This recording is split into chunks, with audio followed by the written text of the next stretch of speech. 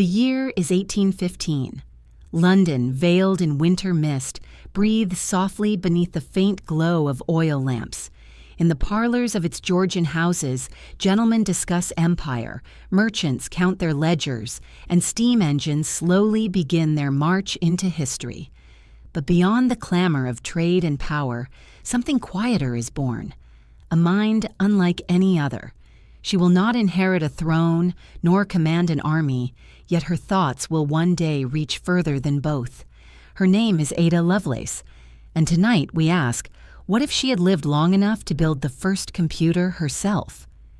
Good evening, my dear friends, wherever and whenever you are listening, perhaps by a warm hearth, perhaps in a quiet room where night has already wrapped its arms around the world, I welcome you. If you find comfort in these journeys through time, do subscribe and share where you are listening from. Let us settle in together as we gently walk through the what-ifs of history. She came into this world on December 10, 1815, in a house surrounded by order and poetry. Her father was Lord Byron, the tempestuous poet who moved through society like a flame through dry leaves. Her mother, Annabella Milbank, was his opposite, a woman of mathematics, discipline, and calm logic. Their union was brief, full of fire and fracture. Just a month after Ada's birth, Lord Byron left, and her mother vowed that her daughter would not inherit what she called the madness of poetry. Instead, she would shape her in the cold, beautiful clarity of numbers. In our world, Ada's childhood was marked by frailty, by illness that confined her to bed, by fevers that blurred her bright mind. But here, in this world we now step into, the fevers do not come. Her heart is steady. Her body, though delicate, is not so easily shaken. The long nights spent in a sick room are instead spent near tall windows where the child traces the soft lines of her mother's mathematical lessons. In this alternate strand of time, her mind is allowed to stretch unbroken. London in the 1820s is alive with change. Carriages rattle over cobblestones, the Thames swells with trade, and whispers of the Industrial Revolution drift through drawing rooms like smoke. Mechanical looms clatter in northern factories, railways begin their careful expansion, and men with soot-stained hands shape iron into a future few can yet imagine. It is a world that worships invention, but has little place for women within it. Yet inside her home, Ada's mother opens a door that most would have left closed. Mornings begin with Euclid. Afternoons are spent in the garden, where Ada finds geometry in the curve of leaves and symmetry in the flight of birds. She reads, not fairy tales, but texts on astronomy, mathematics, and mechanics. Where other girls are praised for a careful stitch or graceful dance, she is praised for solving equations, for the way her brow furrows when she contemplates infinity. One might imagine a young girl lonely in such a house, yet Ada is not alone. She has her books, her teachers, and the company of silence, the kind of silence that listens back. It is in those hours of study that something quietly extraordinary takes root. She begins to see numbers not only as symbols, but as language. Gears, levers, ratios. They speak to her as poetry once spoke to her father. On a certain bright spring morning, her tutor spreads a series of complex diagrams across the table, drawings of mechanisms, of wheels within wheels. He explains, perhaps without realizing what he awakens, that machines can be made to repeat tasks endlessly, that they can be made to remember in their own mechanical way a sequence of actions. Young Ada leans over the paper, eyes narrowing, and whispers softly to herself. Her tutor smiles, amused, thinking her simply precocious. He does not yet see the future in her gaze. Years pass in gentle rhythm. London grows louder. Steamships bloom on the river like iron flowers. The air begins to carry the scent of coal and the low hum of machines. The world she lives in is beginning to quicken its pulse, and she, this young girl who has learned to love the clarity of mathematics, feels that pulse beat inside her too. Where others see only the noise of progress, she begins to perceive patterns, hidden structures beneath the visible world. But what shapes a life is not only what happens, but what does not. In our world, Ada's fragile health would have limited her, tethering her brilliance to the bed and dimming her reach. In this path, those shadows do not fall as heavily. She rides more often, studies longer, travels farther. When her mother takes her to the great houses of learned men, she listens not as a polite child, but as a quiet equal. Though they do not yet treat her as such, she remembers their words, their theories, their doubts. Late at night, she begins her first private notebooks. In their pages, a child's hand draws strange diagrams, wheels connected by lines of thought, engines that do not yet exist. She imagines a machine that does not merely turn but thinks, not merely calculates but follows a kind of logic all its own. It is a thought too vast for her years, yet it roots itself deeply in her mind, waiting to bloom when the world is ready. The streets outside her window do not yet know her name. No newspaper prints it. No scholar writes it. Yet history, like a river, has already shifted its course by an inch, and an inch at the beginning of a river is an ocean at its end. Some evenings her mother plays the piano. The notes travel through the house, soft and precise. Ada listens with her head tilted, not only hearing the melody but sensing the structure beneath, the repetition, the sequences, the variations. Later in life, she will say that the engine she dreams of might weave patterns the way a loom weaves fabric, the way music weaves harmony. But for now, she simply listens and smiles. Outside, the world is changing, slowly but inevitably. Inside, a young girl is quietly preparing to change it faster.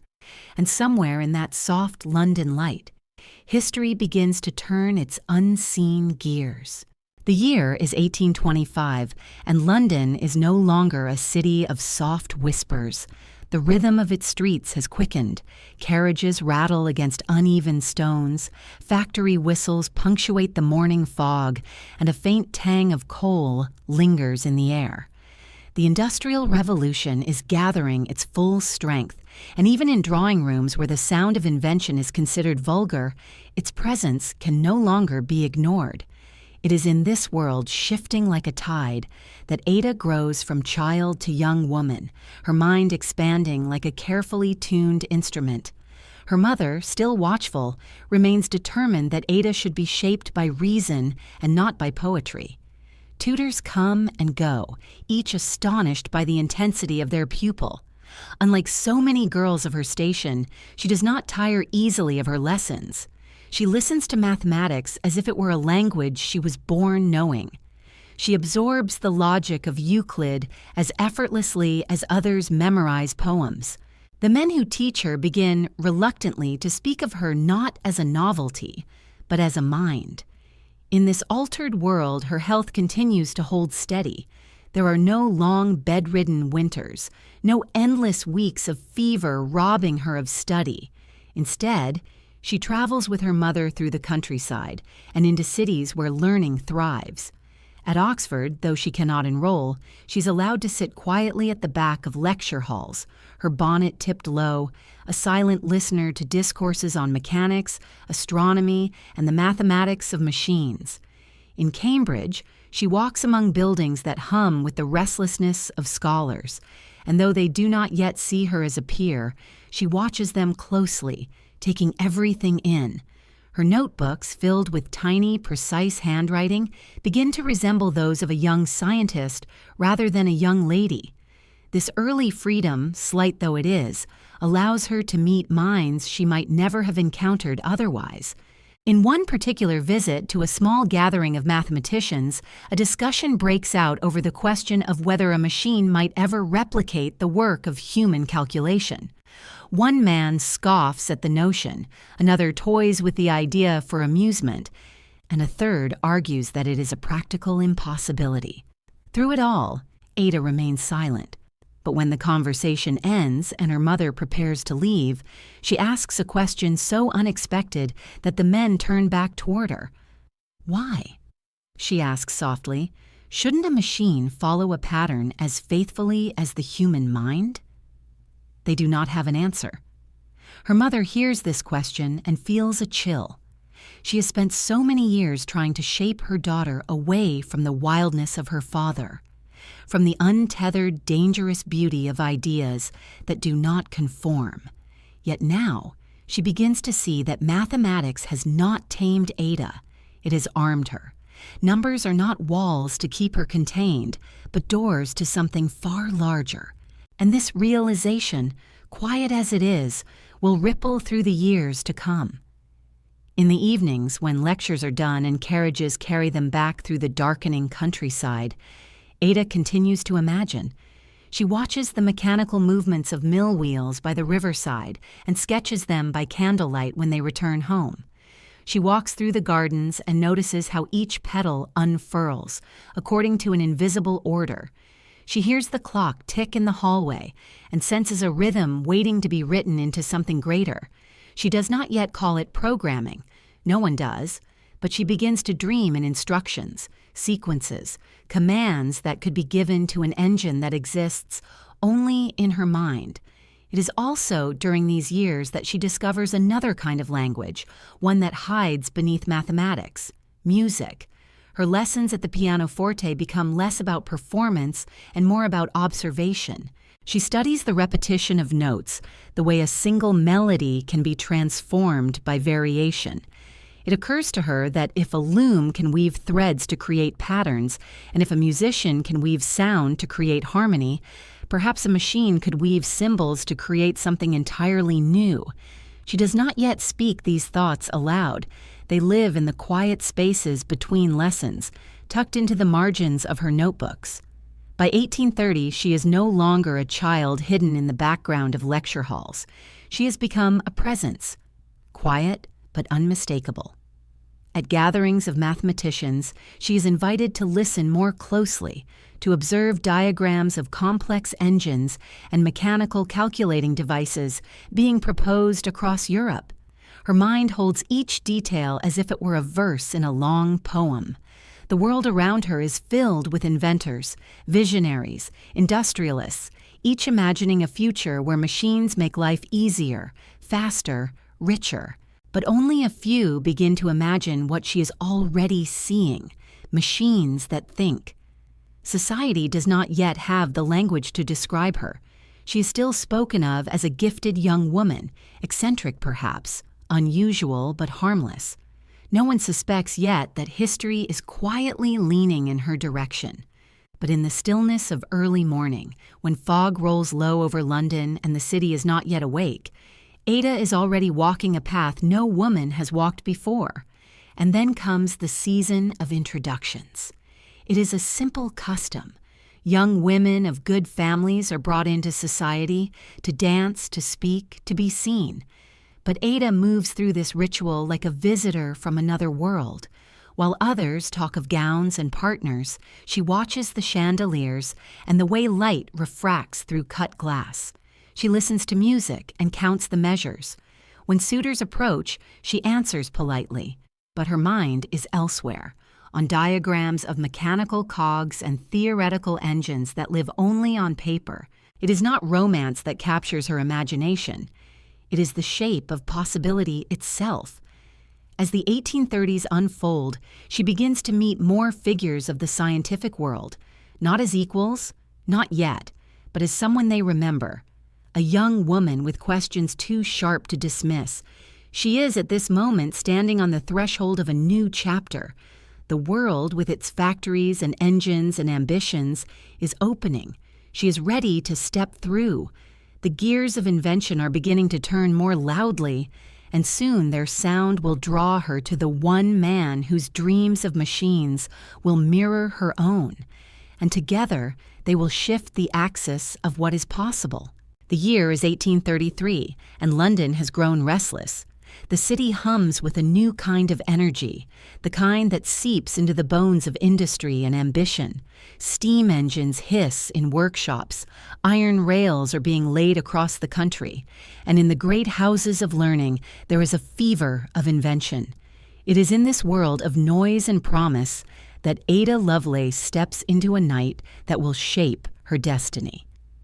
A mathematician named Charles Babbage hosts an evening gathering at his home, a curious blend of salon and laboratory. The guests arrive in their finest attire, expecting not only conversation but a glimpse of something extraordinary. For Babbage has spent years dreaming of a machine of difference and calculation, an engine that can do the work of dozens of human minds.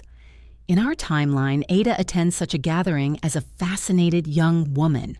In this one, she arrives not only as an observer, but as someone already steeped in mathematical thought, already in quiet possession of a vision she has yet to speak aloud. The house is warm with the light of gas lamps. Gentlemen cluster near a table where gleaming brass parts are laid out like an offering. Their polished surfaces catch the light and throw it back in bright shards. Ada moves slowly through the room, her mother's hand light on her arm, as conversation swirls around her like smoke. Babbage, intense and sharp-eyed, is explaining the principle of his difference engine to a circle of skeptical men. He speaks of precision and calculation, of machines that could relieve humanity of endless arithmetic. Most nod politely, a few smile indulgently. They see a brilliant eccentric, a man chasing a fancy, too large to fit inside the practical world.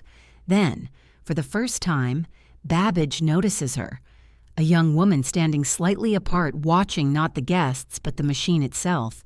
Her gaze lingers on the interlocking wheels, the engraved numbers, the subtle geometry of it all. She does not see a curiosity. She sees the skeleton of something alive. When she finally speaks, it is with the quiet clarity of someone who understands what she is seeing. She asks about the rate of rotation, about how the mechanical carry of digits will be stabilized, about tolerances so fine that even Babbage blinks in surprise. For a heartbeat, the room grows still. The skeptical smiles fade. Babbage answers her carefully, intrigued. Her next question cuts deeper still, moving past the design as it is toward what it could become. She does not speak like a guest. She speaks like a collaborator not yet named. This moment, a few words exchanged over polished brass, begins the great partnership that history, in our own time, never fully allowed to bloom. Babbage sees in Ada not simply a talented mind, but a kindred spirit, someone capable of walking beside his vision rather than behind it. She, in turn, recognizes in him a door through which her own ideas might step into the world. She leaves that evening not with a fluttering heart, as some might expect of a young woman at a salon, but with the steady pulse of purpose. The weeks that follow become a quiet conspiracy of thought. Ada visits his home again, sometimes with chaperones, sometimes under the polite pretext of scholarly interest.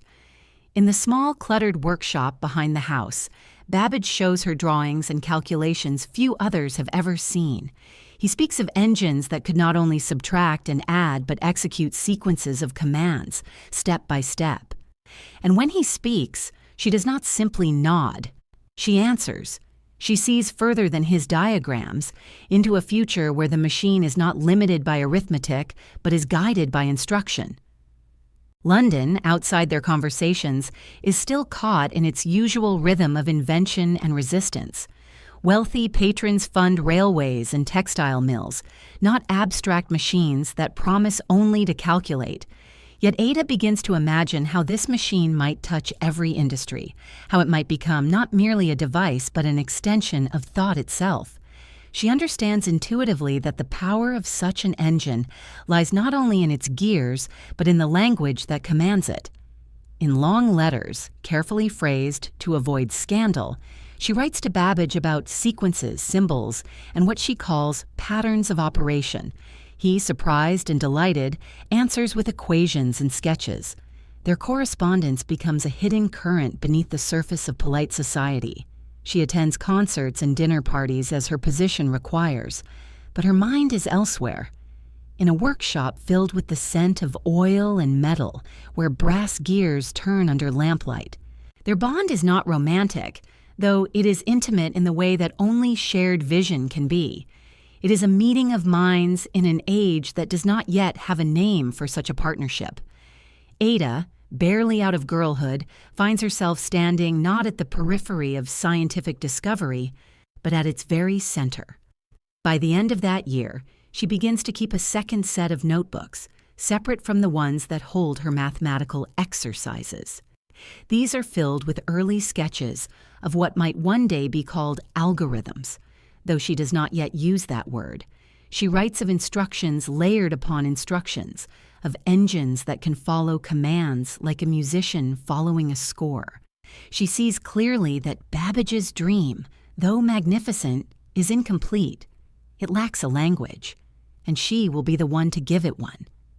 Meanwhile, London watches from a distance, unaware of what is quietly unfolding. The city celebrates railways and factories, kings and colonies. No one looks too closely at a young countess and a brilliant, eccentric mathematician exchanging letters about a machine that could reshape thought itself. But history has already shifted. It has happened in silence, in a drawing room, in the way light fell across brass gears and a young woman's mind caught fire. As the year turns, Ada walks through the fog-bound streets with the sense, though she cannot yet name it, that her life has crossed a threshold. She is no longer only a student. She is becoming something else entirely, and somewhere beneath the ordinary hum of London, the future hums with her. The year turns to 1834, and London is no longer the quiet city of her childhood. The pulse of industry beats like a drum against the banks of the Thames, and the fog that rolls through its narrow streets carries the scent of burning coal and new ambition. Ada Lovelace moves through this world with the careful grace of a young woman, bound by the expectations of her station. But beneath that calm surface, something has already begun to take root. Her meetings with Charles Babbage have opened a door that cannot be closed. Ideas, once the quiet murmur of her private notebooks, have now found shape in the air, shared, spoken, answered. And with that exchange, her path is no longer that of an observer. It is that of a maker. The age of invention is gaining speed. Railways push outward from the city like iron veins. Telegraphy whispers at the edges of possibility. And in drawing rooms where great fortunes are decided, men talk of engines not with poetry but with hunger. Yet in all this commotion, the machine Ada dreams of is different. Theirs are engines of labor, of force, of spinning and weaving. Hers is an engine of thought. And in this alternate world, her health remains steady, allowing her to travel with ease, to study for hours without interruption, to step more boldly into circles where women are rarely invited to linger. Babbage's workshop becomes a place she visits often. It is a narrow space, crowded with the smell of warm metal, sawdust, and oil. The half-built carcass of the difference engine rests in the center like the ribcage of some mechanical beast, silent but not lifeless. They speak in low tones over blueprints, bending their heads together as lamplight draws soft halos around them. He shows her his equations and mechanical designs. She shows him something rarer. How to think of the engine not merely as a machine but as a mind that can be guided. Her insight runs deeper than his drawings, further than the practical concerns of tolerances and material. She speaks of abstract structures, of instructions, of symbolic manipulation. She is, without naming it, already imagining programming. Their partnership grows, though few know its full depth. In public, he is still the eccentric inventor, and she the curious young countess with a brilliant mind. But in private, they labor like two architects constructing something that no one else yet believes possible. There are evenings when their discussions stretch until the lamps burn low, when Ada returns home with her fingers stained with graphite and her thoughts too bright to sleep. She fills her notebooks with elegant chains of reasoning, lines of instruction that might one day tell a machine how to act, how to follow a pattern, not once, but forever. London society, ever watchful, sees a different story. It whispers of the Countess's intellectual amusements, a charming peculiarity, but not a serious threat to anything real. Few understand what she and Babbage are attempting, and fewer still care. But the world has often underestimated its greatest transformations, mistaking them for oddities until they stand too tall to be ignored. Ada is not discouraged by their indifference. If anything, it gives her a kind of quiet freedom. She can build without the weight of the world pressing too heavily upon her. In this alternate course of history, Ada begins to consider something she never could have in her frail reality, taking an active role in the construction of the machine itself. She consults with metalworkers, visits workshops that forge fine parts for precision instruments, and studies the mechanical drawings with an engineer's eye. Her fortune, carefully managed, allows her to support small efforts where Babbage's official funding falls short. It is not enough to build the grand engine outright, but it is enough to keep the work moving steadily forward. She is not naive about the obstacles. Even as her intellect blossoms, she knows that society will never grant her an official title in engineering, nor a chair in mathematics. Her name will not appear on patents or be spoken in the halls of government, but she understands something more important. History does not require permission. It requires action. And so she acts in the spaces between what is seen and what is said. During this time, she grows more adept at navigating two worlds. In the mornings, she attends events, fulfills social obligations, moves through polite society with practiced grace. But in the evenings, when the great city grows quiet and the fog rolls thick, she slips into the world of gears and calculations. In the lamplight of her study, she writes out sequences of instructions, imagining how each line will direct the turning of wheels, the shifting of cams, the emergence of solutions. She thinks of her engine not as a servant, but as a partner in thought, a silent mind awaiting direction. Babbage, ever brilliant but prone to tangling himself in the complexity of his own designs, begins to rely on her in subtle but meaningful ways. When his thoughts grow chaotic, she is the one who threads them back into clarity. When the practical concerns of funding and fabrication threaten to drown him, she reminds him of the greater vision. Though the world will one day remember his name more loudly than hers, in this world their work is already more balanced. Their machine is no longer just his dream, it is theirs. Meanwhile, the city grows louder. The engines of industry multiply. Telegraph lines begin to creep across fields. Steamships grow larger, faster. Every new invention gives Ada something more to think about, another puzzle to fold into her vision. She begins to imagine a world where machines can exchange information across distances, where logic itself travels through wires and gears. To most, it is madness. To her, it is a map of what is to come. And through it all, the quiet hum of progress grows. The gears are turning now not only in workshops but in her mind, in his, and in the very bones of the century. Soon, what began as sketches and whispered theories will begin to demand form. Brass and iron will answer to thought. The age of invention has taken its first breath, and Ada is standing at its center, steady and luminous. The years between 1838 and 1841 unfold with a slow and deliberate intensity. London is maturing into the beating heart of a mechanized world, its fog layered with the breath of industry. The hiss of steam engines drifts over rooftops at dawn, carriage wheels carve grooves into the damp streets, and the factories along the Thames hum with relentless motion. In this world of metal and smoke, Ada Lovelace stands at a quiet but significant threshold.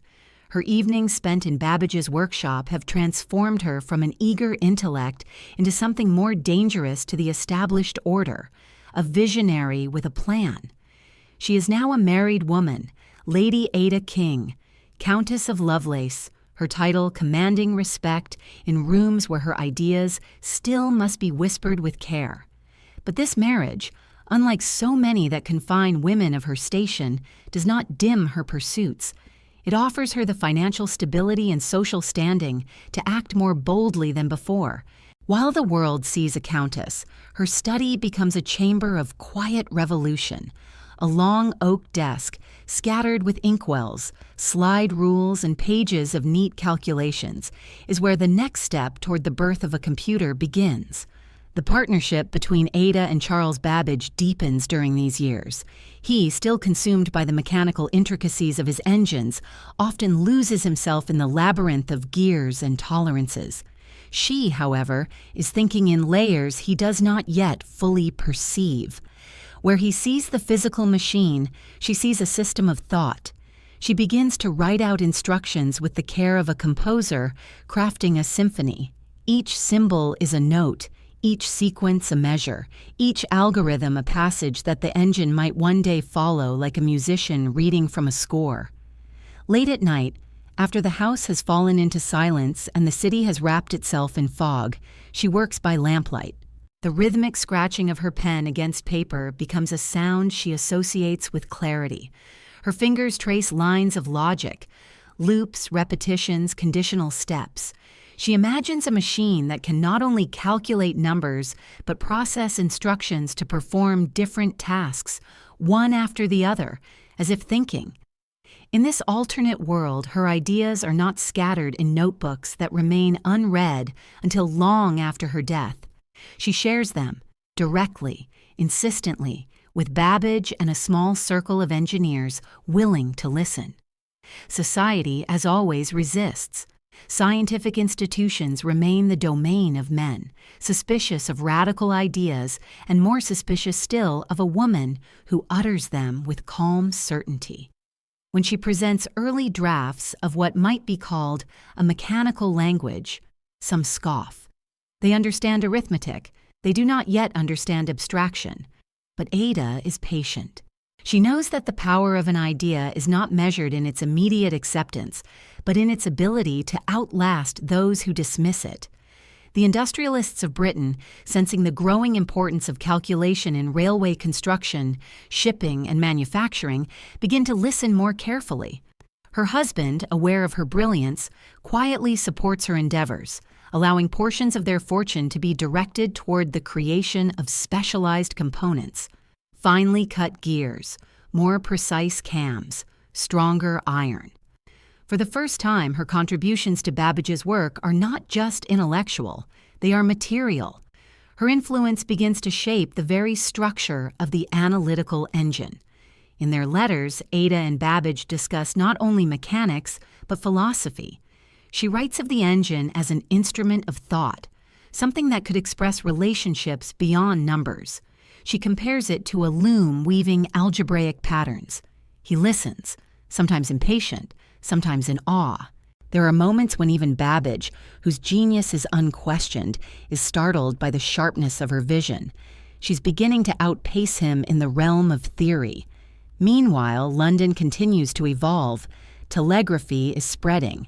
Steamships cross oceans faster than ever before. Trade networks are tightening around the globe. It is becoming clear to the most perceptive minds that the world is accelerating and that the human capacity to calculate is reaching its limit. In this moment of silent pressure, Ada's algorithms are not curiosities. They are necessities waiting to be understood. She begins to gather a small, discreet circle of collaborators. Draftsmen, metalworkers, mathematicians willing to work in the shadow of official science.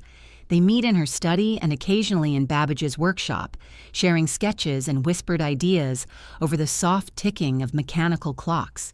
It is a fragile circle, but it is enough. Slowly, the language she has created begins to be not just an idea, but something that others can learn, read, and apply.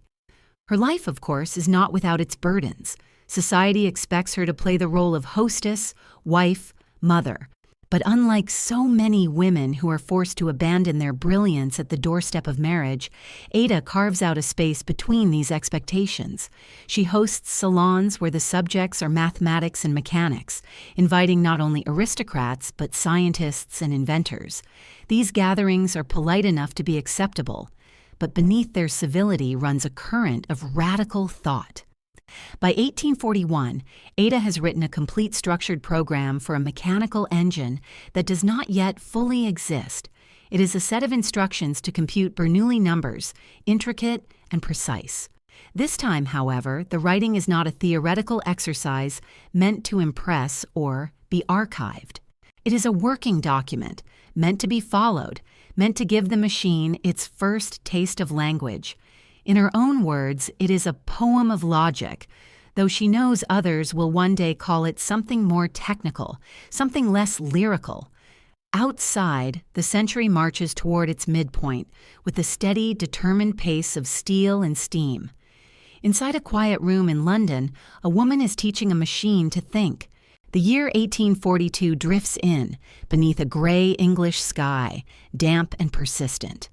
The streets of London are slick with the residue of coal smoke, the air thick with the hum of industry, and in this restless world of gears and steel, Ada Lovelace moves with an unusual clarity of purpose. She has spent years shaping language for a machine that most of the world still refuses to believe can exist. Now, for the first time, she will give that language something to inhabit. The analytical engine is no longer a theory trapped on the page. It is becoming something that breathes. Charles Babbage, brilliant and driven, remains both the great engine's architect and its most complicated obstacle. His mind, a storm of invention, often tangles itself in the immense practicalities of construction. Ada, patient but unrelenting, has learned how to untangle those threads, to turn scattered brilliance into structured reality. In this alternate course of history, she steps more fully into the role of co-builder, not merely commentator. Her fortune and influence are now directly feeding the work.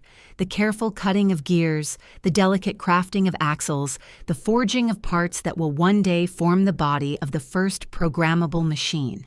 London's workshops hum with the rhythm of progress. The Industrial Revolution has already birthed engines that weave and engines that transport. But in one modest space, tucked behind the polite facade of a townhouse, a different kind of engine begins to rise. Its purpose is not to spin thread or power locomotives, but to manipulate thought. Craftsmen, hired in secret or silence, shape intricate components from brass and iron, their hands blackened by work they do not fully understand. To them, these pieces are only parts. To Ada, they are the bones of a new intelligence. She visits the workshop almost daily now. Gone are the hesitant steps of a lady visitor. She moves through the space with quiet authority, the men nodding respectfully as she passes, accustomed to her careful questions and precise instructions. She has learned their language, the language of torque and tolerances, of weight and friction. She understands how a poorly cut tooth on a gear can ripple through an entire machine like a false note in a symphony. Babbage sketches and theorizes, but Ada watches every piece being born, every cog and shaft, ensuring that her abstract language will have a perfect vessel.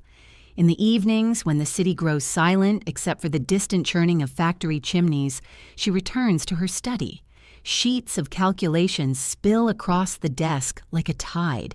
Here, she refines her algorithms to align with the machine taking shape downstairs. Each instruction must match the capacity of the engine. Each sequence must flow with the precision of breath. She thinks of the machine as a living instrument, her instrument, one that must learn to follow the rhythm she composes. It is a slow, grueling process. Money is never enough. Babbage's eccentricities often create tensions with funders, and the government grows impatient with what they see as an impractical dream. But Ada's involvement changes the equation. Her family name and her own resources steady what might otherwise have collapsed under its own weight. Where Babbage fights with officials, she smooths conversations. Where enthusiasm wavers, she brings quiet resolve. and slowly, through months of tireless work, the first mechanical heart of the analytical engine begins to beat. When the first partial assembly is completed, a kind of solemn ceremony takes place. A group of trusted engineers, a few skeptical scholars, and Ada herself stand around the half-lit workshop as Babbage turns the first crank. The machine groans softly at first, as though uncertain it has permission to exist. Then, with a shudder, the gears begin to turn. It is not a perfect movement. The sound is uneven, the rhythm fragile, but it is unmistakably alive. Ada's eyes do not leave the rotating wheels. For years she has imagined this sound in the stillness of night, the whisper of precision, the click of logic made flesh. Now it is real. And as the gears find their rhythm, a smile spreads slowly across her face. Not a triumphant grin, but the quiet, private smile of someone who has seen a future and brought it closer. In the weeks that follow, the machine consumes her completely. She spends hours recalibrating sequences, instructing the craftsman, refining algorithms so the engine will not merely turn, but follow.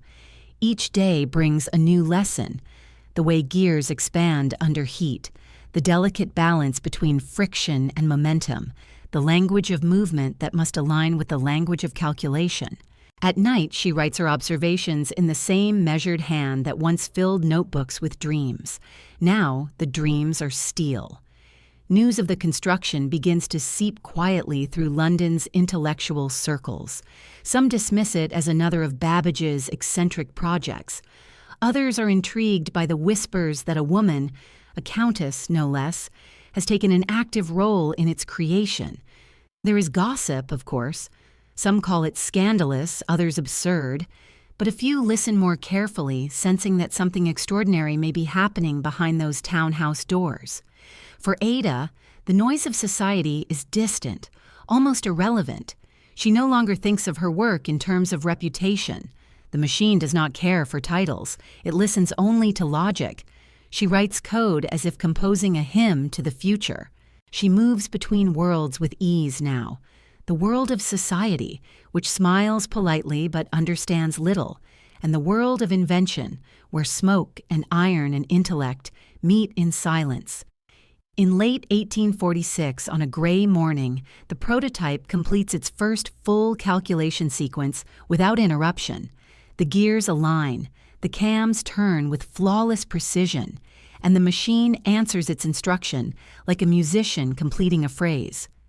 Ada stands beside it, one gloved hand lightly resting on its warm brass surface, listening to the silence after the last click. This moment is not a spectacle. There is no cheering crowd, only a few tired engineers, Babbage and Ada, who knows with quiet certainty that history has just shifted again. It is not a revolution born in fire or thunder.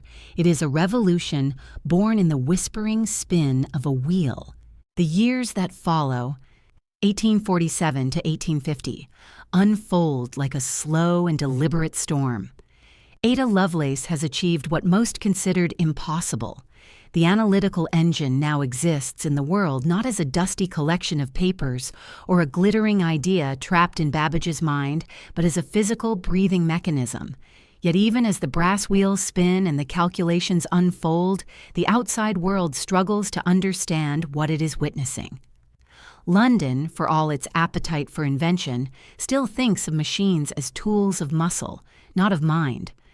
When news of the machine's completion spreads through small intellectual circles, it is met with a strange mixture of fascination and ridicule. In one breath, newspapers call it a curiosity of engineering, in the next, a folly.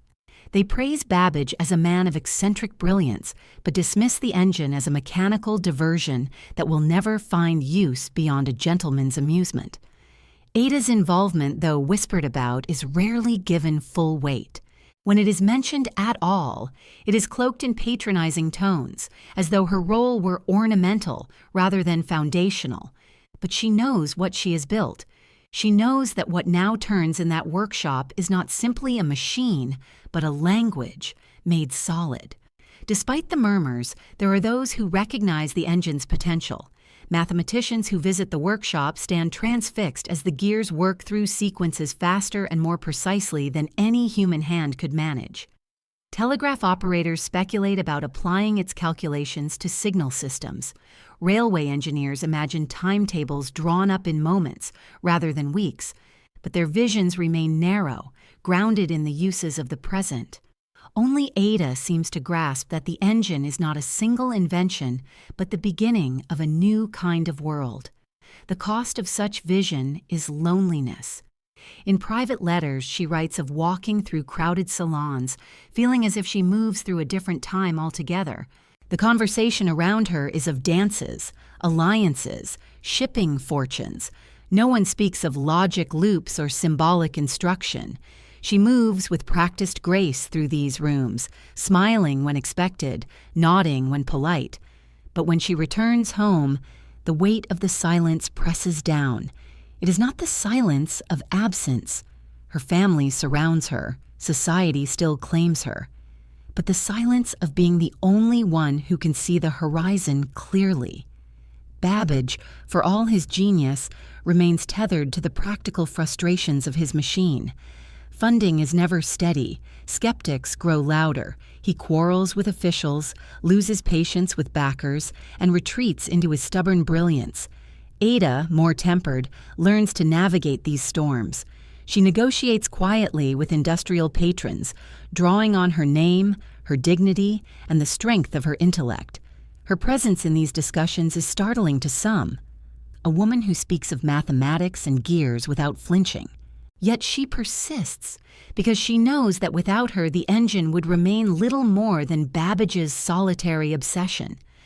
By the winter of 1848, she is taken to writing essays and lectures, not under the protection of anonymity, but in her own name. These writings, measured, eloquent, deliberate, do not simply describe the machine. They reveal its nature as a symbolic engine. She explains how it can process instructions, not merely calculations, how it can create patterns beyond its builder's immediate understanding. Some dismiss her words as too abstract, too poetic. Others, a small but growing few, begin to sense the quiet revolution embedded in them. It is during this time that Ada also encounters a subtler kind of resistance, the resistance of tradition itself.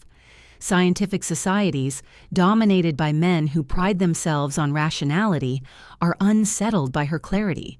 They cannot easily deny her intellect, but neither can they accept the rearrangement of their hierarchy. So they seek to diminish her by ignoring her, by framing the engine solely as Babbage's invention, by pretending her hand is not in the code that breathes life into it. Yet she does not waver. Her satisfaction lies not in applause, but in the sound of the machine turning exactly as she designed it to. In moments of fatigue, she walks to the workshop alone at night. The fog wraps around the building like a shroud, and the lamplight glimmers faintly against the brass and iron. She runs her hand along the warm surface of the engine, feeling the pulse of her work. It is here that she finds her peace. In the steady rhythm of logic, in the certainty of a machine that cannot lie. When the world outside dismisses her, the engine does not.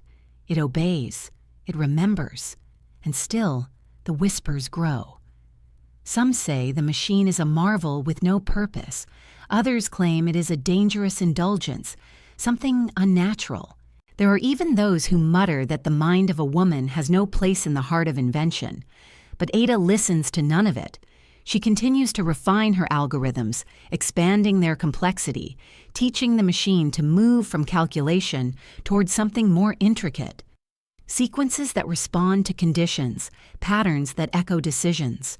In early 1850, she publishes a series of papers that, though veiled in careful language to soothe the sensibilities of her time, lay out the first principles of what future generations will call computing. She does not present them as a revolution. She presents them as an invitation. We must not, she writes, limit the reach of this engine to numbers alone, for its true strength lies in its ability to follow any operation that can be expressed in symbols. It is the loom of the intellect, weaving what the mind can conceive. Outside her workshop, the world spins on as if nothing extraordinary has happened. Factories continue their ceaseless rhythm, ships leave the docks for distant shores, Parliament debates tariffs and trade. But beneath that surface, the future has already begun its quiet turning. In this world, the first engine of thought has been born, and though many refuse to see it, its echo is already spreading through corridors of industry, through the quiet minds who listen more than they speak. And at the center of it all stands Ada, patient, luminous, and utterly unwilling to look away from the horizon she has seen so clearly. The year 1850 drifts forward with the weight of something unseen, something just beginning to take shape beneath the surface of history. Steamships glide down the Thames like iron beasts, their chimneys pouring black ribbons into the sky. The railways stretch farther and faster, knitting towns together with steel thread. Telegraph wires whisper along their routes, carrying messages and pulses of electricity that seem almost magical to those who have never seen such things. And in London, a rumor moves quietly from drawing room to workshop, from university lecture hall to newspaper office. There is a machine that can think in patterns. Ada Lovelace has no interest in rumors. She deals only in what can be built, measured, and proven. And by now, the analytical engine is no longer merely a theoretical marvel. Its existence is a fact, though still a fragile one. The machine sits in its own space now, no longer confined to a backroom workshop, but housed in a discreet building purchased through quiet negotiations. The funding, painstakingly gathered from a handful of industrial patrons and cautious scientific allies, is still meager but steady enough to keep the gears turning. Its whirring sound fills the room like a heartbeat, slow, deliberate, and entirely unlike anything else in the world. In this alternate history, Ada has learned to master the delicate balance between invention and diplomacy. Publicly, she presents herself with elegance and restraint. The Countess Lovelace, a woman of refinement, of learning, perhaps of harmless eccentricity. Privately, she has become the quiet architect of a revolution. She oversees the maintenance of the machine, directs the small team of engineers, and continues to write new sequences of instructions. Babbage, still brilliant, still mercurial, has become the figurehead most of society sees. But the true evolution of the engine, its language, its structure, its steady advance from calculation towards something deeper, belongs to her. The news of the machine crosses the English Channel that same year. Scholars in France, already enamored with precision mechanics, are the first to take real interest. A delegation of mathematicians arrives in London, eager to see what has been whispered about in intellectual circles. Ada, dressed with quiet formality, leads them into the chamber where the engine rests beneath its draped coverings. When the cloth is lifted, their faces change. No matter how many diagrams they may have seen, no matter how many papers they may have read, nothing compares to the sound of brass wheels turning at command. The demonstration is deliberate and unadorned. She programs the engine to solve a sequence of calculations that, on paper, would have taken teams of clerks several days. The machine completes it in minutes. The French visitors whisper among themselves, astonished but cautious. They ask questions, some technical, some skeptical, and she answers each with the precision of a mathematician and the calm of someone who has lived with this vision for years. When they leave, they do not yet call it a revolution, but they do not call it folly either. Soon after, word spreads to Prussia, to the American states, to the quiet corners of Europe, where thinkers and inventors keep watch for the faintest tremors of change. In coffee houses and universities, the story of the engine begins to take on its own strange shape. To some, it is merely a curiosity. To others, it is something to fear. A machine that might one day replace clerks, distort the labor markets, concentrate power. But to a few, the clear-eyed dreamers, it is possibility itself. Through all this, Ada remains steady. She has lived long enough in a world of skepticism to know that invention is not embraced all at once. Revolutions are slow when they are made of thought rather than fire. She refines her programming language, making it more elegant, more teachable, more structured. Where once only she and Babbage could understand the instructions, now a handful of others begin to learn. A small but growing circle of mathematicians and engineers gather around her. She trains them quietly, deliberately, with the patience of someone who knows time is on her side. But the path is not without weight. The whispers in London grow sharper, darker. Some in political circles begin to wonder what use such a machine could have in war.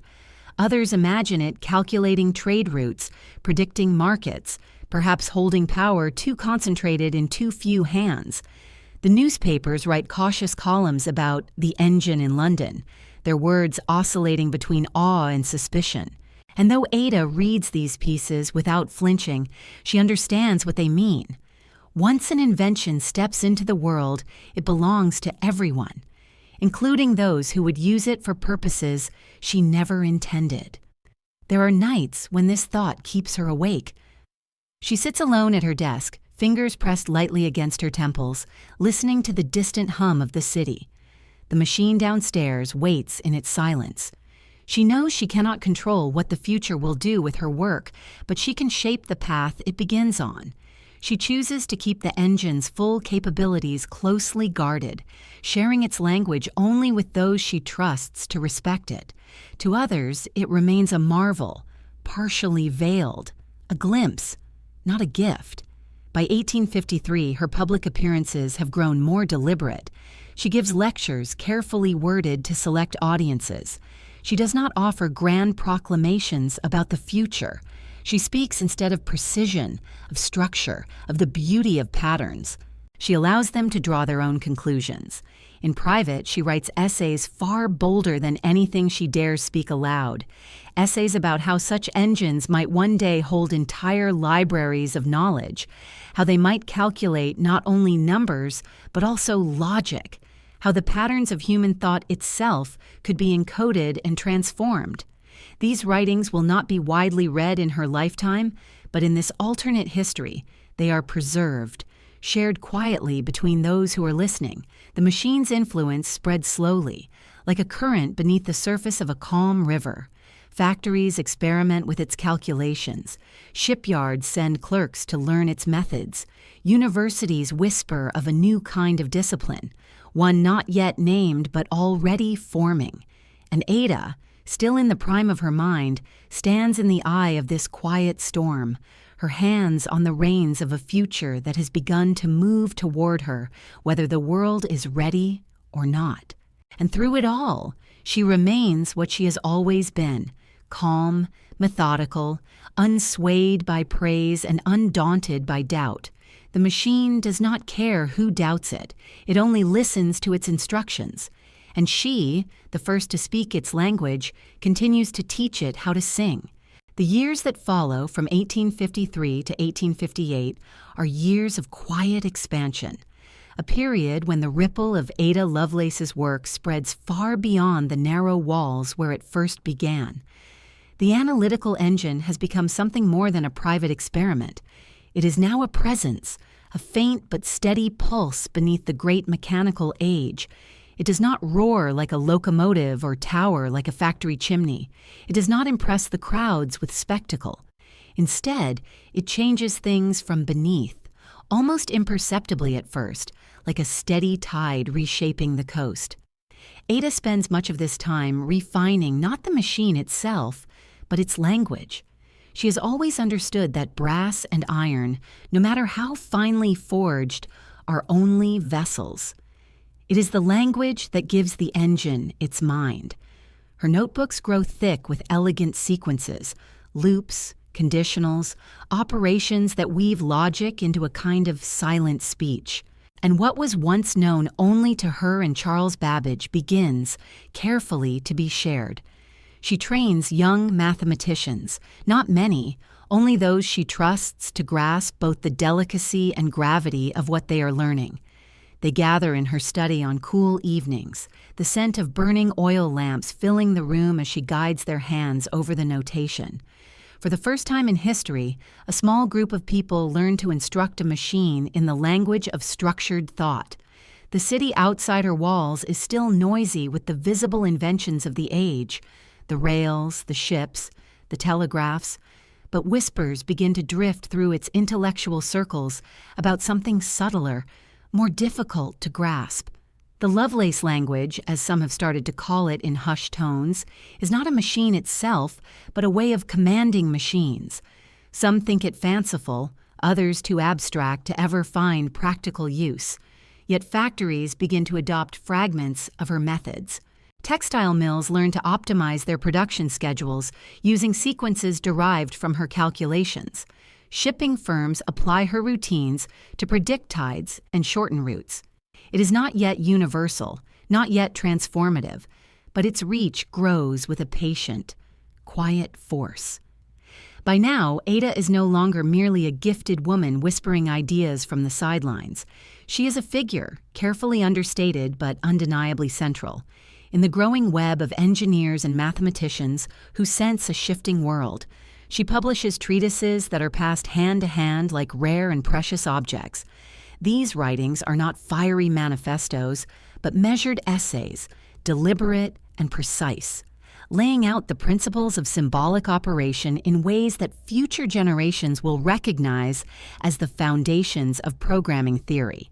She describes, in words both mathematical and lyrical, how machines might one day follow instructions to not merely calculate, but to perform, to weave patterns of logic much as a loom weaves silk. The reaction is complex. In the quiet halls of scientific societies, there are debates both earnest and skeptical. Some scholars see in her work a future where calculation is no longer bound by human hands. Others fear what it might mean to grant so much power to something that cannot feel or choose. There are voices, always there are voices, that scoff at the idea of a woman laying claim to such intellectual territory. Yet as the years advance, those voices begin to sound more tired than dangerous, for the engine does not care for their dismissal, and the results of its work are undeniable. Across the Channel, in France and Prussia, small groups of engineers and scientists begin to build their own simplified machines, inspired by reports of Ada's work. They are not as elegant, not as precise, but they function. And with them comes a growing demand for those who can speak the language. The first generation of machinists, or what later would be called programmers, emerges almost without anyone naming it as such. Young men and women who once might have spent their lives tallying accounts or copying ledgers now learn to compose instructions for gears and levers. A new kind of worker begins to appear, shaped by Ada's patient teaching. Amid this quiet revolution, she remains steadfastly private. Her life is not a spectacle. She has no interest in theatrical demonstrations or sweeping proclamations. She moves between her family estate, the workshop, and the circles of scholars who still speak her name with a mixture of reverence and unease. She has grown into her role fully now. Her mind, once dismissed as eccentric brilliance, is recognized as something formidable. Even Babbage, who in earlier years was too often at the center, begins to stand slightly to the side. The language is hers. The future, though still fragile, bends gently in her direction. The newspapers occasionally publish short, cautious articles about the engine in London or Lady Lovelace's symbolic machines. But for the wider public, the invention remains something distant and faintly mysterious. It is a thing for mathematicians and industrialists, not the common citizen. And Ada, ever conscious of the weight of power, prefers it that way. She does not want to unleash her language unguarded upon the world. She wants to shape it carefully, deliberately, with a sense of responsibility that few of her contemporaries would even think to hold. On some evenings, she walks through the workshop alone, listening to the engine breathe.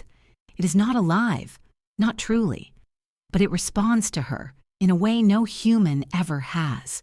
It listens without judgment, executes without vanity, remembers without error.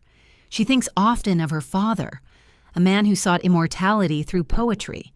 She wonders if this is her poem, a machine that can recite what the human mind dares to imagine.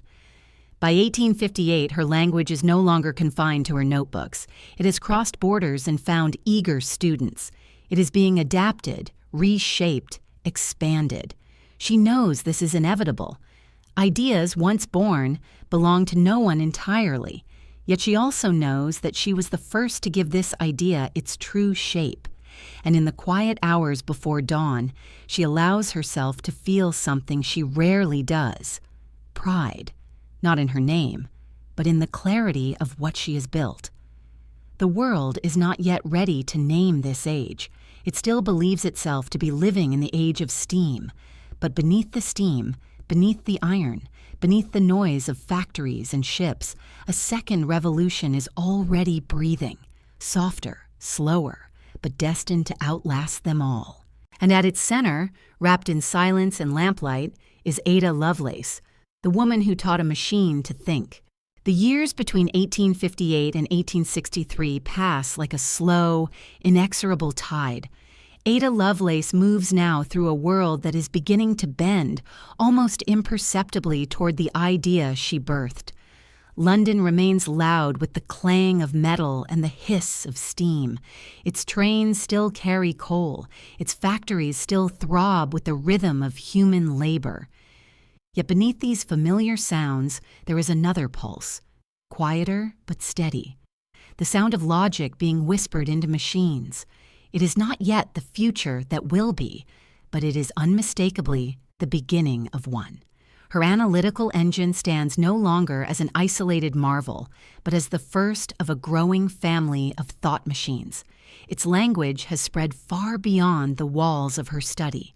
In cities across Britain and the continent, other engines, smaller, less intricate, some little more than crude imitations, are being built.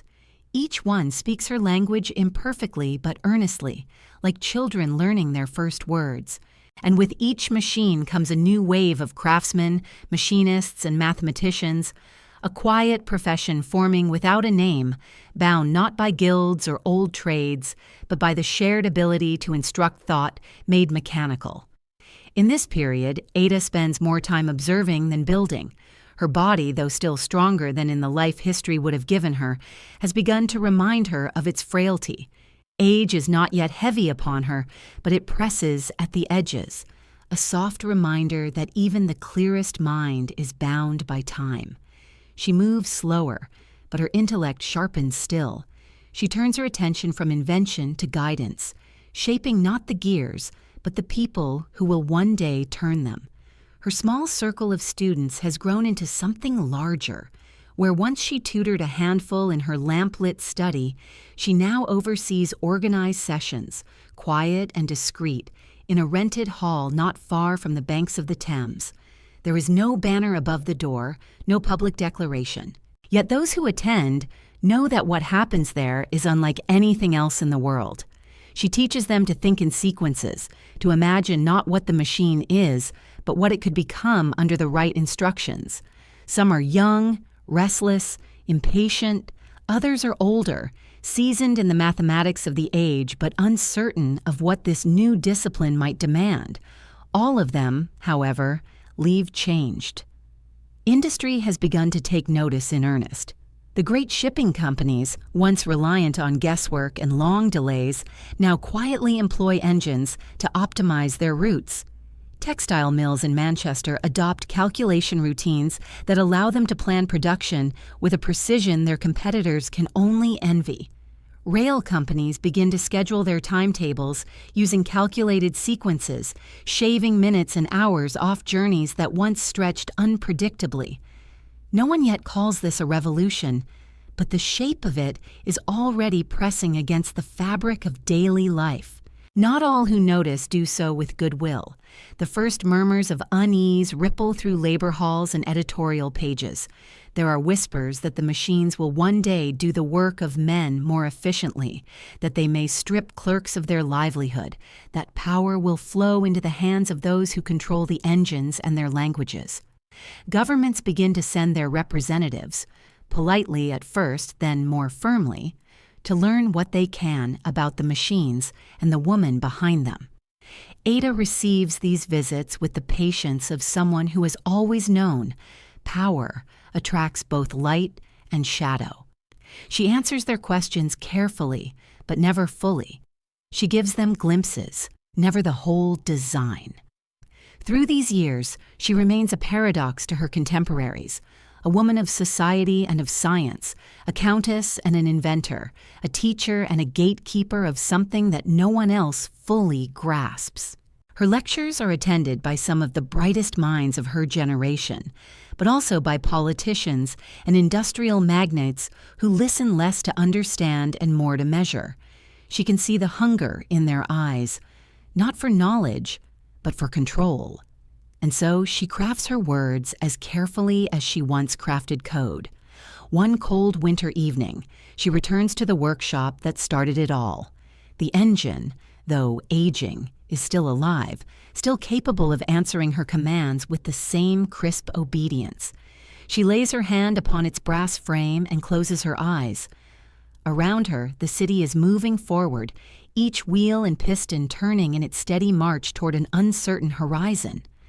The machine beneath her hand is no longer alone in the world. It is the elder of a growing family, and its language is no longer only hers. This realization is both a comfort and a quiet ache. Yet even as the world begins to take up her invention, she understands something most of them do not.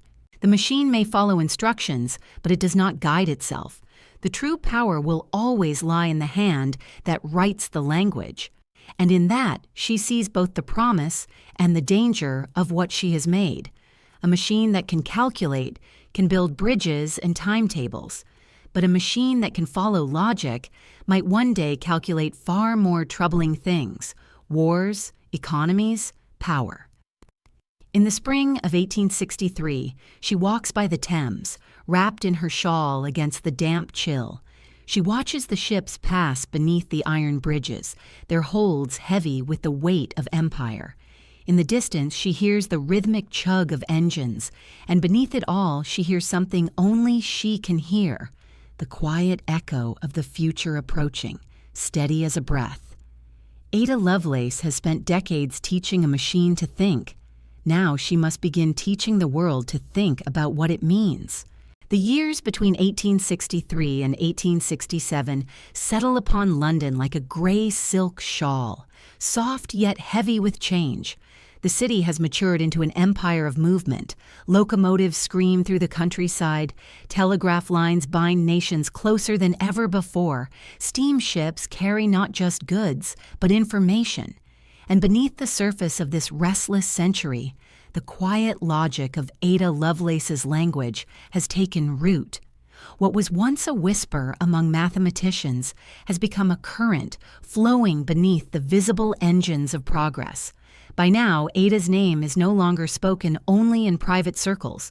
In universities, in ministries, in the quiet offices of men who map the fates of nations, the Lovelace method is discussed in deliberate tones. Governments, for all their pride, have begun to acknowledge that these engines of calculation and instruction are reshaping more than industry. Military advisors speak of them in strategy rooms, economists in financial councils, and telegraph operators in dispatch houses. There are reports, often understated, often half-hidden in the corners of newspapers, of machines in Paris, in Berlin, in Boston, all built with variations of her language at their core. This is the age when governments begin to turn their gaze upon the future with both wonder and unease. The British Empire, cautious yet unwilling to be outpaced, quietly funds the construction of larger, more efficient calculating engines housed in discrete buildings along the river. They are not yet grand halls of computation, but they are the first step towards something larger. The machines are used for railway planning, telegraph routing, financial forecasts. And though their function is limited, their symbolism is enormous. Calculation, once the work of thousands of clerks, is beginning to flow through iron and brass. Ada stands at a curious distance from this expanding world. She is both its origin and its reluctant figurehead. In her earlier years, she had stood in workshops, her hands on the very gears that would shape history. Now she stands more often in quiet rooms, her voice measured and deliberate, watching others build upon what she began.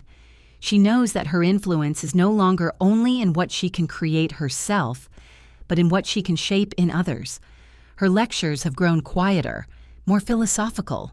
To the new generation of engineers, she speaks less of how to make a machine follow commands, and more of what kind of world they are building with those commands.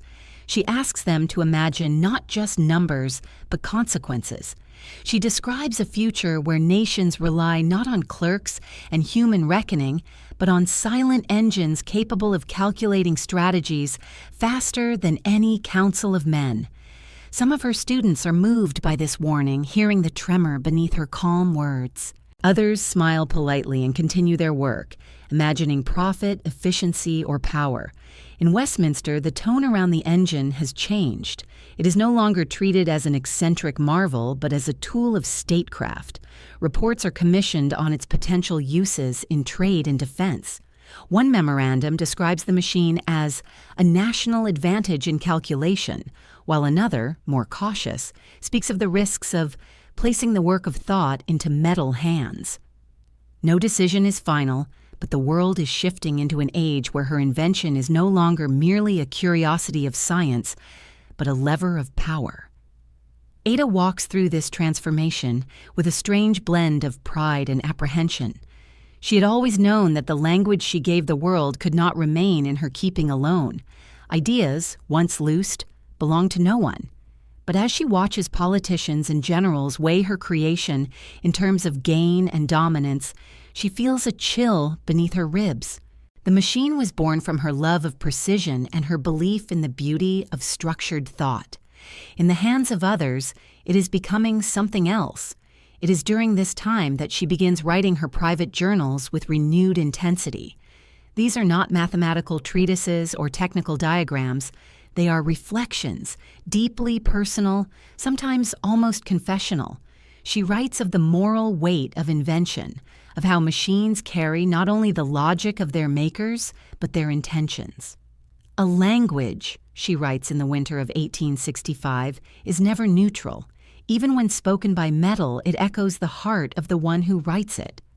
Outside, the newspapers publish polite portraits of her. Lady Lovelace, the mathematician countess.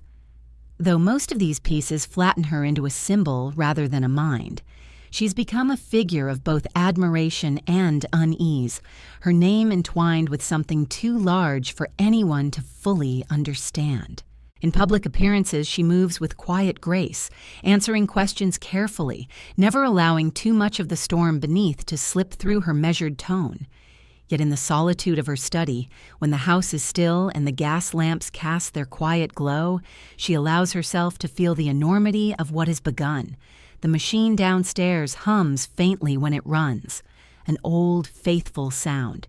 It is joined now by the distant reports of other machines in other cities, each humming to their own instruction, each carrying a piece of the language she gave them. It is no longer hers alone. In 1867, the British government officially establishes a bureau, small at first, almost invisible to the public, devoted to the maintenance and advancement of calculating engines for state purposes. It is the first institutional acknowledgement that the future will be shared between men and their machines. Ada watches this development with a careful, almost weary calm. She knows it is inevitable. She knows, too, that no one else fully understands what they are touching. She stands by the river one damp evening, her shawl wrapped tightly against the wind, watching the lights of London shimmer on the black water. The city seems endless now, a great breathing creature of steel and smoke and quiet logic. She wonders, not for the first time, whether she has built something the world can hold without breaking it. The machines are growing, the language is spreading, and human hands, ever restless, are learning to use it for their own ends. The years from 1867 to 1872 carry with them a different kind of weight. not the weight of invention's birth, but of its inheritance. Ada Lovelace is no longer the singular figure at the heart of a fragile experiment. She is the elder at the edge of something vast and gathering momentum. The analytical engine, once an improbable construction of brass and stubborn vision, has become the ancestor of a new age. Across continents, its descendants hum quietly in workshops, universities, ministries, and shipping yards. Their presence is still modest compared to the towering factories of industry, but their influence moves with a kind of invisible certainty. They are no longer curiosities. They are instruments. By now, Ada has stepped back from the physical labor of construction. She no longer spends her days in the workshop, leaning over gears and axles, her fingers stained with graphite. Her joints ache more now. Her body, though still resilient, no longer keeps pace with the restless world she helped set in motion. But if her hands are less steady, her mind is sharper than ever. She becomes less an engineer and more a teacher, a voice shaping the generation that will carry her work beyond her lifetime. In London, a small group of dedicated scholars, engineers, and dreamers gather around her. Not in salons meant for polite distraction, but in study halls and quiet rooms lined with notebooks and mechanical parts. They are the first true students of what has come to be called mechanical logic, though she dislikes the term. She does not believe logic belongs to the machine. It belongs to those who instruct it. She teaches them not only how to write code for the engines, but how to think about the moral weight of what they build. Do not, she tells them, her voice soft but steady, mistake the precision of the machine for the wisdom of the mind. A machine may follow, but only a person can decide. Among her students are bright young women and men who were children when the first engine came to life. For them, the machine is not a miracle. It is simply part of the world, like steamships and railways. This, she realizes, is both their strength and their danger. They have no memory of how impossible it once seemed. They take for granted what she once had to fight for, and so she tries to give them something deeper than mechanics, an understanding of its cost. The political world has caught up more quickly than she ever expected. Across Europe and in the young United States, governments are quietly funding the expansion of calculating engines for strategic purposes. Trade ministries rely on them for projections. Military offices use them to model supply routes. Banks consult them for economic forecasts. In every corner of the modern world, decisions that once took weeks now take hours. The engines have changed not the shape of buildings or streets, but the speed of thought itself. And yet, as this new reliance deepens, so too does the unease.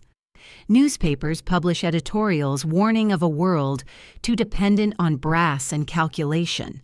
There are protests from clerks who find their roles diminished, their quiet labor replaced by wheels and levers. Philosophers write long, anxious essays about whether machines might one day outpace the very minds that made them. Some call Ada a visionary. Others, more quietly, call her a danger. She pays little mind to either. Praise and fear are, to her, two faces of the same misunderstanding. The machine has no will of its own. It only reflects the hands that shape it. Her days are quieter now. She rises late, walks slowly through the garden when the air is still soft with morning, then spends hours writing in the room where the first fragments of her vision were born decades earlier. Her journals from this period are filled not with equations, but with reflections. She writes of time, of the way ideas outlive their creators. She writes of responsibility, and she writes of the strange sorrow of watching a future unfold that she can no longer fully guide. Yet not all of these years are shadowed. There are moments of quiet joy that she could never have imagined as a young girl tracing diagrams in her notebook. She watches her students build their own engines, smaller, more elegant, more precise. She listens to their voices as they debate, not whether the machine is possible, but what it ought to be used for. This is what she dreamed of, a generation that can build without asking permission, a generation that will not have to fight the same battles she did. In 1870, one of her students, a quiet young man with quick hands and a sharper mind, completes an engine of his own design, smaller than hers but faster, able to process instructions with a smoothness her early work could not match. When he presents it to her in the soft light of late afternoon, she lays her hand on the polished brass and smiles, not because it surpasses her work, but because it does exactly what she hoped it would. It lives beyond her. But with that pride comes an ache she cannot ignore. She has always known that invention is a kind of relinquishing. Once a language is spoken, it cannot be unsaid. Once a machine is built, it cannot be unmade. She wonders if these young minds, bright and eager, truly grasp how delicate the line is between creation and misuse. She hopes they do. She fears they will not. As 1872 approaches, Ada begins to retreat further from public life. The invitations to speak still arrive, but she declines most of them. She prefers the quiet company of her students, her family, and the soft ticking of the old engine in its corner. Still running, still obedient, still carrying the memory of that night when it first breathed under her hand. The world no longer calls her eccentric. It calls her the mother of engines, though the phrase makes her uneasy. She never wanted to be a monument. She wanted only to build a door. And now that the door stands wide open, the world is walking through without looking back. The tide of invention has shifted. It is no longer hers to control. It belongs to the world now. And the world, as she has always known, is a complicated custodian.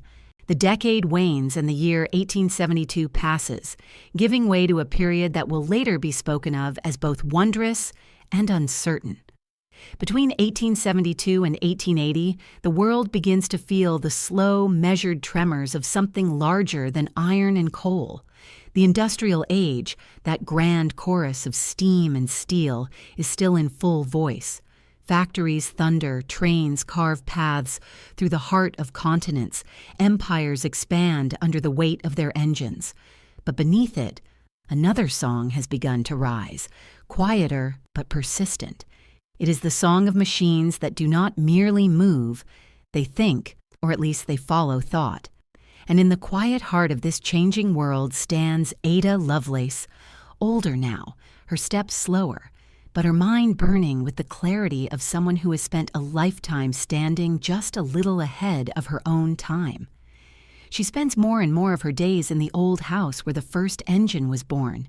The workshop, once crowded with the smell of oil and the metallic breath of invention, is now more of a sanctuary than a laboratory. The great analytical engine itself, though no longer at the forefront of development, still lives here, carefully tended, still capable of performing the sequences she once fed it. It is a relic, but not a dead one. Its brass gleams softly in the lamplight like a veteran soldier who has outlived its wars. Ada often visits it at night, resting her hand on its cool frame, feeling the faint tremor as its gears move, and remembering the nights when the sound of its awakening was known only to her and a handful of engineers. Now there are engines like it scattered across the world. It is no longer alone, and neither is she. The 1870s are an age of quiet acceleration. Nations race to perfect their own engines, to refine her language, to train new generations who can speak it fluently. Universities offer courses in mechanical reasoning. Industrial centers use engines to plan routes, manage trade, optimize the movement of goods and people with a precision previously unthinkable. Telegraph companies integrate them into their networks. Banking houses rely on them to project financial risks.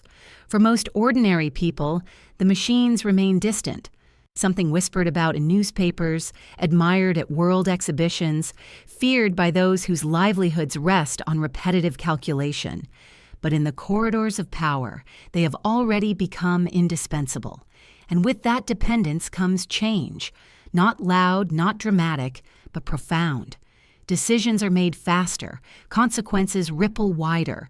Ministers and military strategists rely increasingly on the cold certainty of calculation, allowing it to whisper into their decisions. Ada observes this from the periphery, neither celebrated nor ignored. She has become, in the public imagination, an almost mythic figure, the woman who gave the world its silent thinking engines. Artists paint her likeness with an almost religious reverence. Newspapers describe her as a modern prophet. Scholars dissect her early writings as if they were sacred texts. But Ada, living quietly in her home, finds this both strange and faintly sorrowful. She never intended to be a symbol. She wanted only to build a tool. And tools, once released, belong to those who wield them. Her health begins to falter more noticeably during these years. The long nights and relentless intellectual exertion of her earlier life have left a shadow in her body. She tires easily now, often retreating to her study chair by the tall window that overlooks the garden. But though her body bends, her mind remains relentless. She spends these twilight years writing letters to the students who have become her inheritors, engineers and thinkers scattered across Europe and beyond. Her handwriting grows shakier, but the precision of her words does not falter. She urges them to remember the responsibility they carry, to treat the machine not as a master, nor as a soulless servant, but as an extension of human choice. A machine, she writes in one of her last essays, is never truly neutral. It is a mirror held to the mind of its maker. What it reflects depends on the one who writes the line it follows. Around the world, the consequences of her invention deepen. In France, engines are used to calculate crop yields, reducing the risk of famine.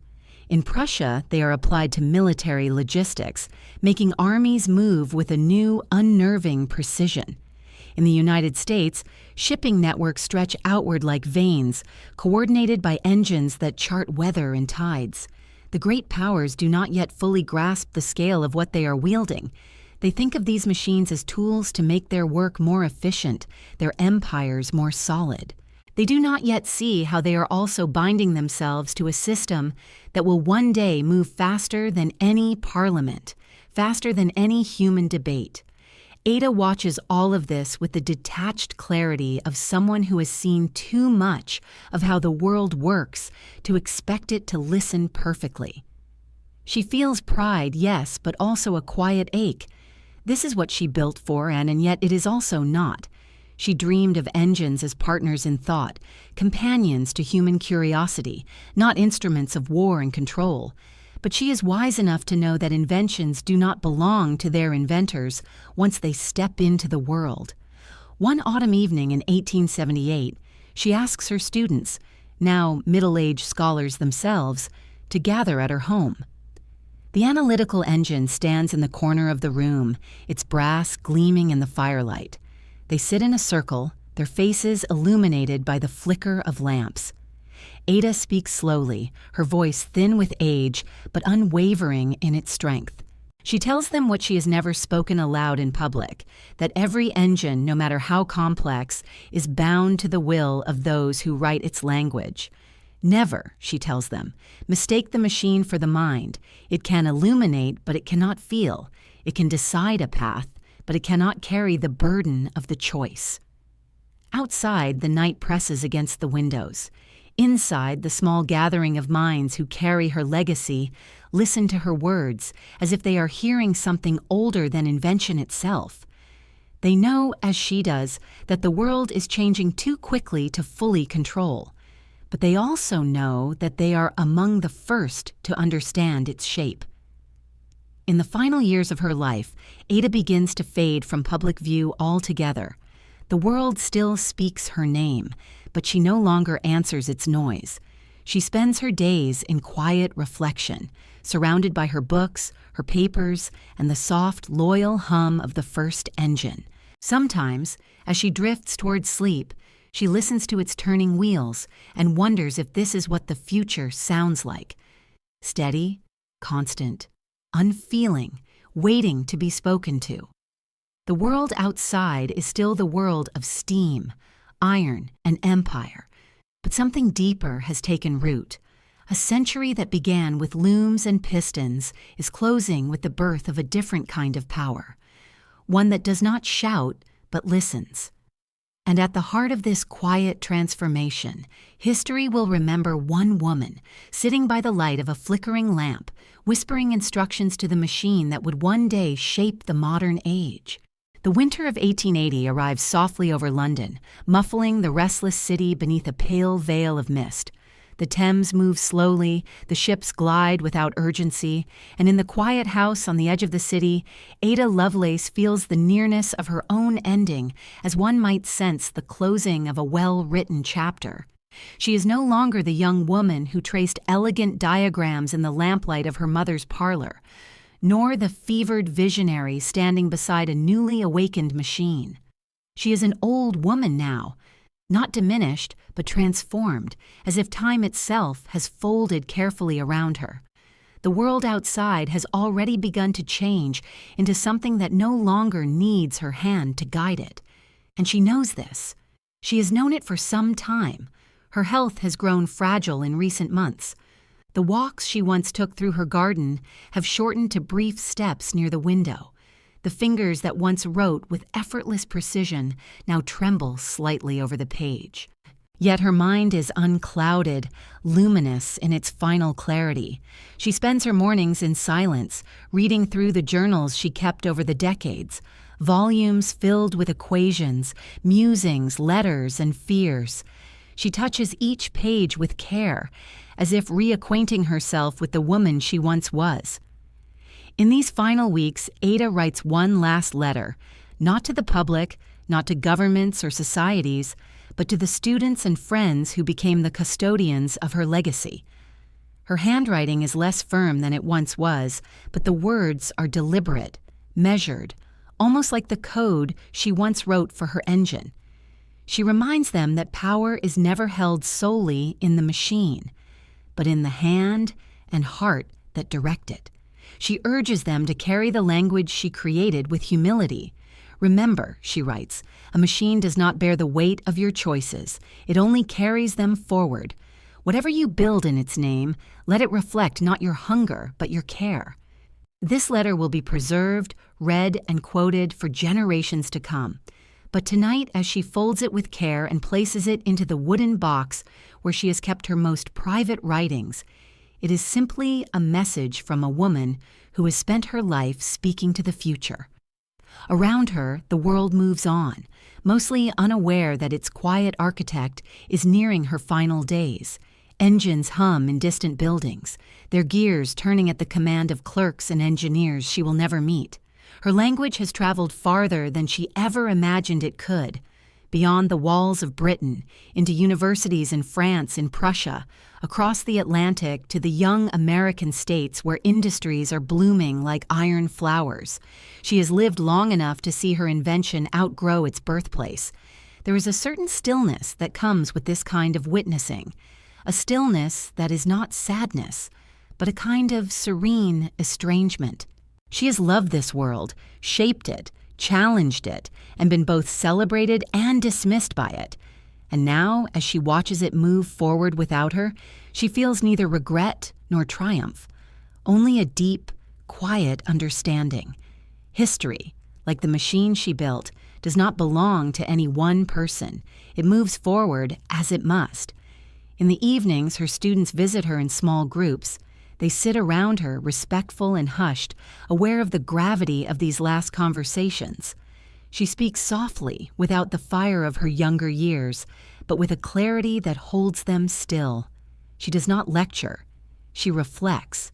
She tells them of the early days, of the first questions she asked as a child, why numbers behaved as they did, why machines could not think as we do.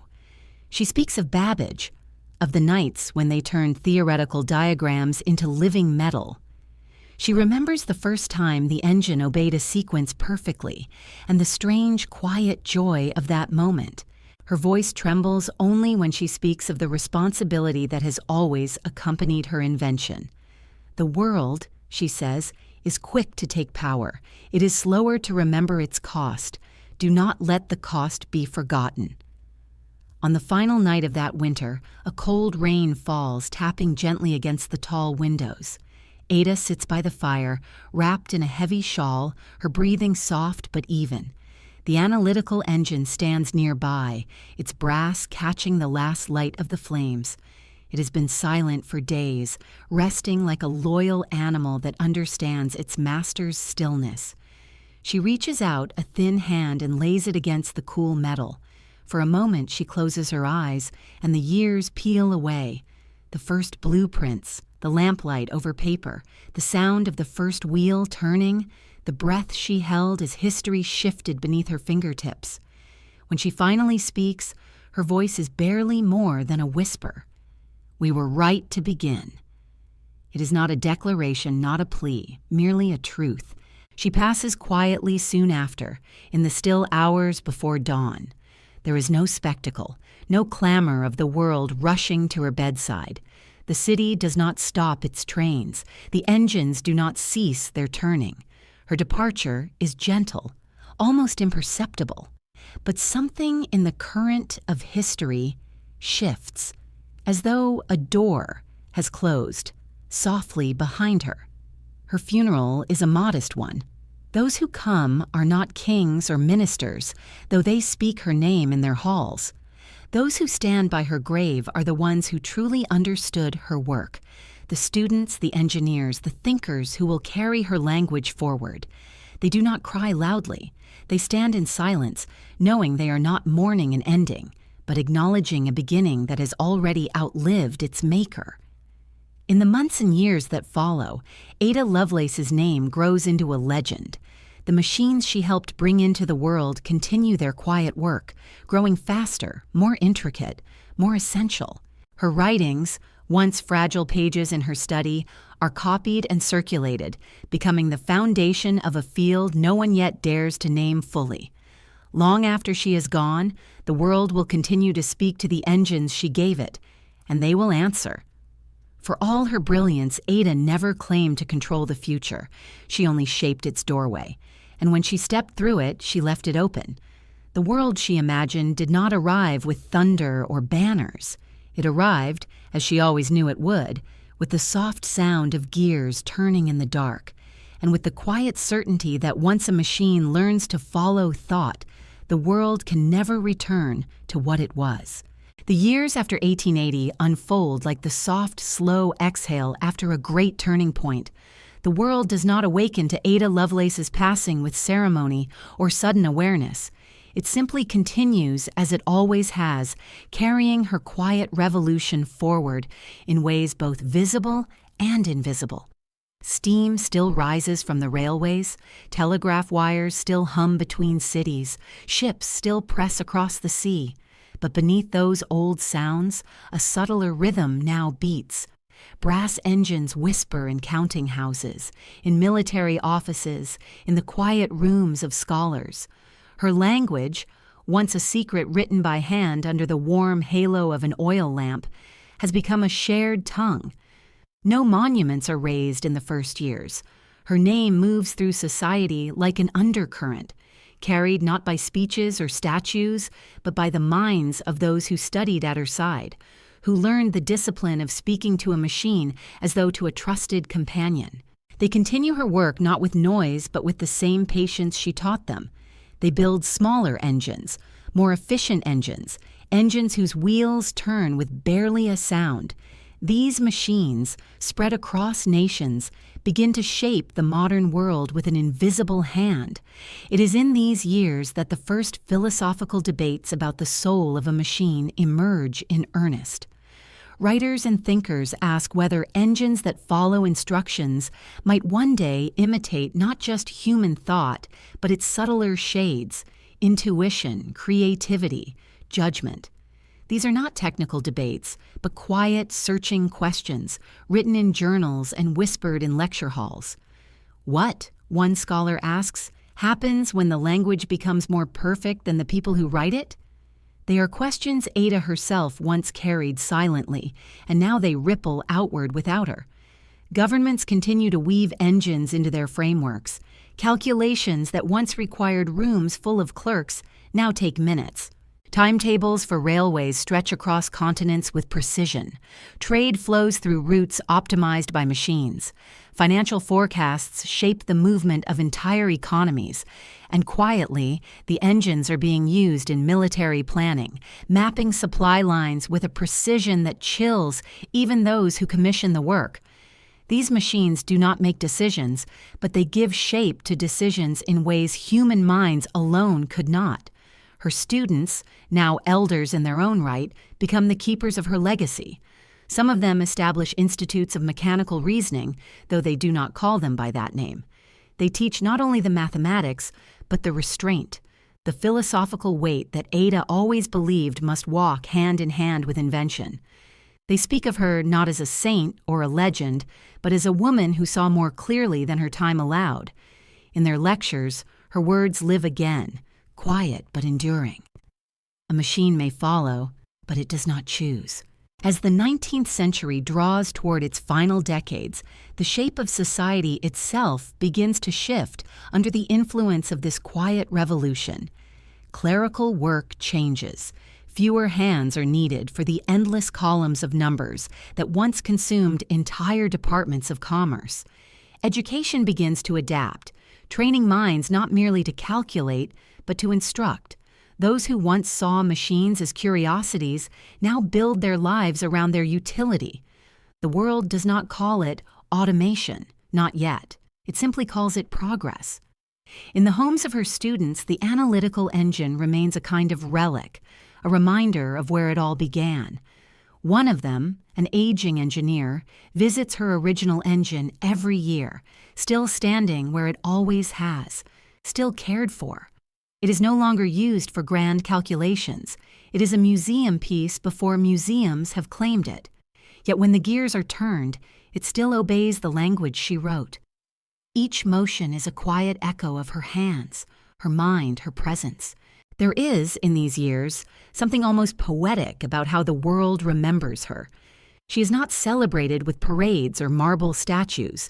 She is remembered in margins, in the prefaces of technical manuals, in dedications scribbled in textbooks, in whispered stories passed from mentor to student, a woman who built something vast without ever raising her voice, a woman whose invention changed the rhythm of the world without ever demanding credit for the music.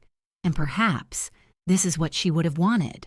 Not to be worshipped, but to be remembered in the way a language is remembered, not as a monument, but as a living thing that continues to be spoken. Her algorithms survive not because they were proclaimed from a pulpit, but because they were useful, elegant, and true. In the evenings of the century's final decades, as gas lamps flicker over cities that stretch wider than she ever saw, there are children who grow up hearing about the engine as they might hear of the telegraph or the locomotive, not as a miracle, but as part of the world's natural order. They do not know the woman's face, but they live inside the world she made possible. And so history closes its soft hand around her legacy. It does not roar her name to the sky. It carries it like a steady ember, hidden in the hearth of progress, warming the world without demanding to be seen. The language she gave the world continues to whisper to machines. The machines continue to listen. And humankind, with all its brilliance and all its folly, walks forward into an age it cannot fully comprehend. For all its machinery, the future is still a human story.